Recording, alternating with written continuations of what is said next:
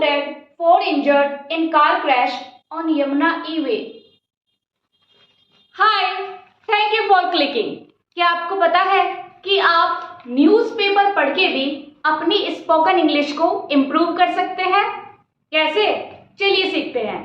Newspaper English सीखने का एक बहुत अच्छा सोर्स है, क्योंकि न्यूज़पेपर में आपको मिलती है updated vocabulary, advanced idioms and phrases, और ये सब स्पोकन इंग्लिश में एक वाइटल रोल प्ले करते हैं।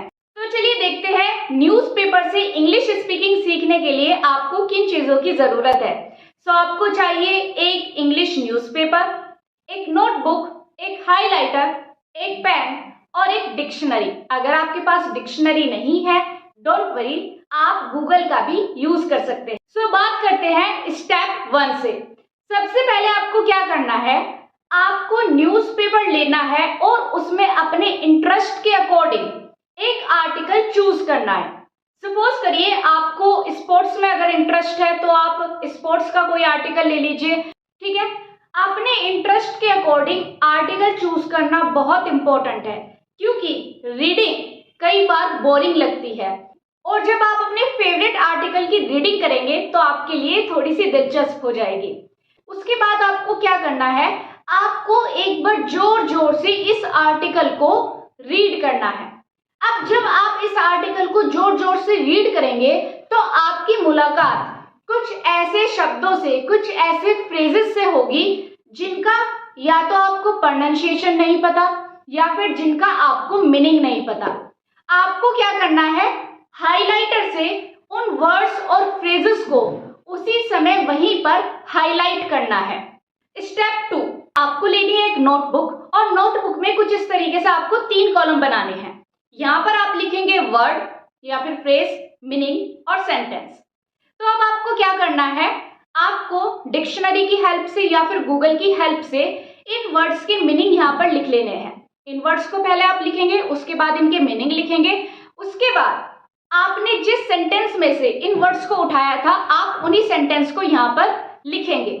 स्टेप 3, आप अब क्या करेंगे, अब आप जाएंगे गूगल पर और गूगल पे जाके आप इनके करेक्ट प्रोनाउंसिएशन को चेक करेंगे।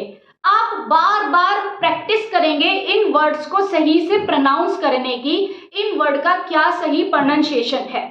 जब आप बार बार जोर जोर से बोल करके इन वर्ड्स को सही से प्रोनाउंस करने की प्रैक्टिस कर लेंगे, तब आपको जाना है स्टेप 4 पर। स्टेप 4 में आपको क्या करना है, आपको लेना है सेम आर्टिकल, और अब आपको क्या करना है, इस सेम आर्टिकल को पहले से ज्यादा स्पीड में और जोर जोर से पढ़ने की प्रैक्टिस करनी है, क्योंकि इस बार जो डिफिकल्ट वर्ड और फ्रेजेस इसमें आए हैं अब आपके लिए वो अनजान नहीं है। अब आप उनका प्रोनाउंसिएशन भी जानते हैं और आप उनका मीनिंग भी जानते हैं।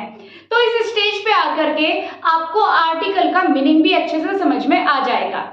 आपको उस आर्टिकल को 4-5 बार पढ़ना है और हर बार उस आर्टिकल को पिछली बार से ज्यादा स्पीड में पढ़ने की कोशिश करनी है। लेकिन एक बात का यहाँ ध्यान रहे, आप किसी भी वर्ड को मिसप्रोनाउंस नहीं करेंगे। इस तरीके से आपकी इंग्लिश स्पीकिंग इंप्रूव होती है और आपको वर्ड सही से प्रोनाउंस करने आते हैं, आपकी वोकैबुलरी स्ट्रांग होती है। आप जरूरत पड़ने पर अपडेटेड वोकैबुलरी को यूज कर सकते हैं। इंग्लिश स्पीकिंग में फ्लुएंसी को डेवलप करने के लिए ये बहुत इंपॉर्टेंट है कि हम कंटिन्यूअसली रीडिंग करते रहें। आपको इंग्लिश न्यूज़पेपर को डेली 1 घंटा ऐसे ही रीड करना है। अब बात करते हैं हम हमारे 5th स्टेप की। 5th स्टेप में क्या है कि आपने ये जो डिफिकल्ट वर्ड और फ्रेजेस लिखे थे, आपको क्या करना है, आपको इनका यूज करके अपने खुद के सेंटेंसेस क्रिएट करने हैं।